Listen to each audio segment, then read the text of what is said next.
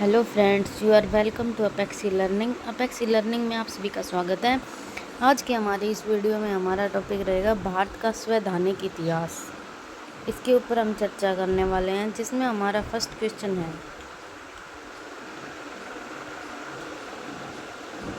B are Ambedkar और महात्मा गांधी के मध्य सन 1932 में हस्ताक्षरित पुनः समझौते में प्रावधान था हरिजनों के आरक्षण सहित संयुक्त निर्वाचन क्षेत्र।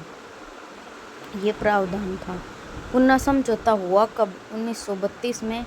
किस किस के बीच हुआ? महात्मा गांधी और बी आर अम्बेडकर के बीच में। नेक्स्ट क्वेश्चन है हमारा, सूची 1 को 2 के साथ सुमेलित कीजिए। आंसर रहेगा बी। ए का 4th सूरत विभाजन। सूरत विभाजन कब हुआ? 1907 में। बी का 3 सांप्रदायिक अधिनिर्णय, ये 1932 में। सी का 2 सर्वदलीय सम्मेलन 1928 में। और पूर्ण स्वराज्य का संकल्प डी का 1 1929 में।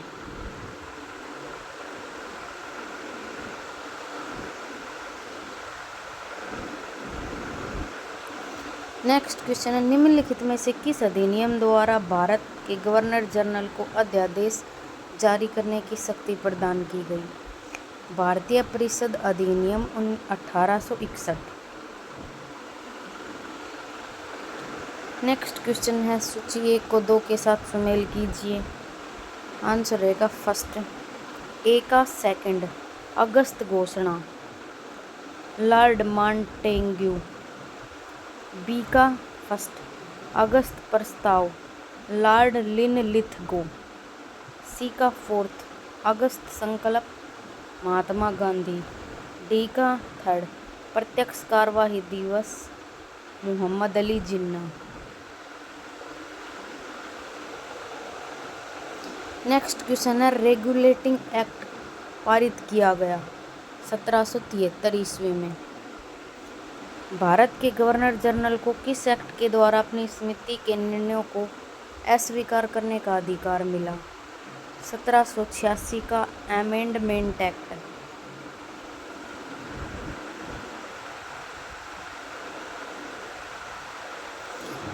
महारानी विक्टोरिया को साम्राज्ञी नियुक्त किया गया। कब किया गया? 1876 ईस्वी में।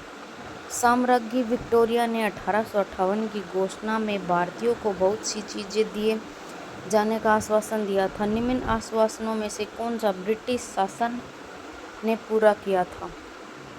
2 देसी रजवाड़ों की यथास्थिति बनाए रखी जाएगी।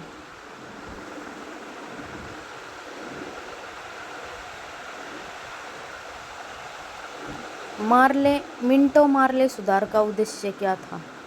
पृथक निर्वाचन प्रणाली। मार्ले मिंटो सुधार बिल किस वर्ष पारित किया गया था? 1909 में।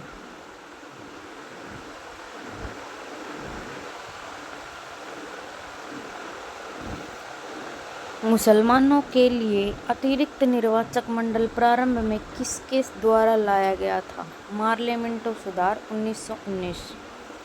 1909 नहीं, सॉरी, मार्ले मिंटो सुधार 1909 है, 19 नहीं है। 1909 के इंडियन काउंसिल एक्ट में किस बात की व्यवस्था की गई थी? सांप्रदायिक प्रतिनिधित्व।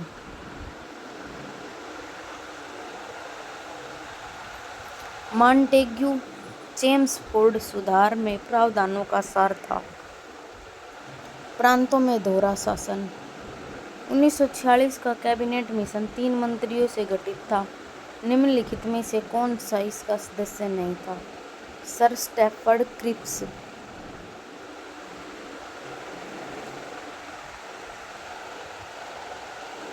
कैबिनेट मिशन योजना के विषय में कौन सा सही नहीं है? सी वाला, पाकिस्तान की स्वीकृति। भारत का संविधान लागू होने तक स्वतंत्रता के पश्चात इसका शासन किसके अंतर्गत चलाया गया? 1935 के भारत सरकार अधिनियम के अनुसार। भारतीयों को वर्ष 1947 में सार्वभौम सत्ता सौंपने की योजना निम्न में से किस नाम से जानी गई? माउंटबेटन योजना। कौन सुमेल नहीं है? साइमन कमीशन, भारत विभाजन।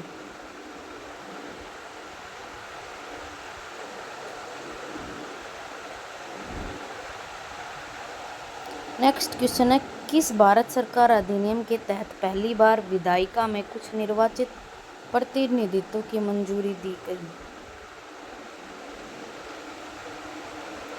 बी आंसर रहेगा ए का थर्ड। भारतीय सरकार अधिनियम, प्रांतों में द्वैध शासन।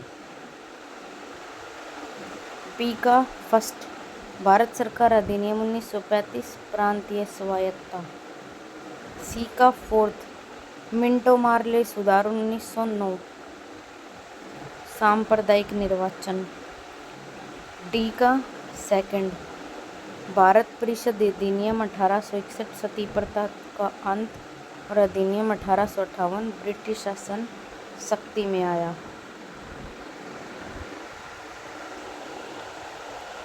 अखिल भारतीय महासंघ में स्थापित करने का प्रावधान शामिल किया गया था। भारत सरकार अधिनियम 1935 में निम्नलिखित में से किस अधिनियम में केंद्र में द्वैध शासन प्रणाली को स्थापित किया? भारत शासन अधिनियम 1919।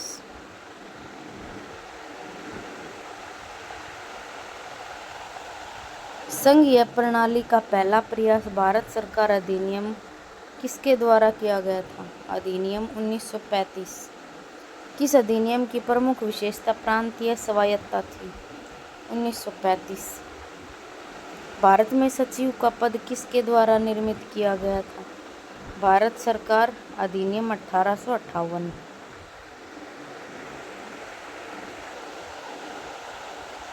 किस भारत सरकार अधिनियम के तहत पहली बार विधायिका में कुछ निर्वाचित प्रतिनिधित्व की मंजूरी दी गई?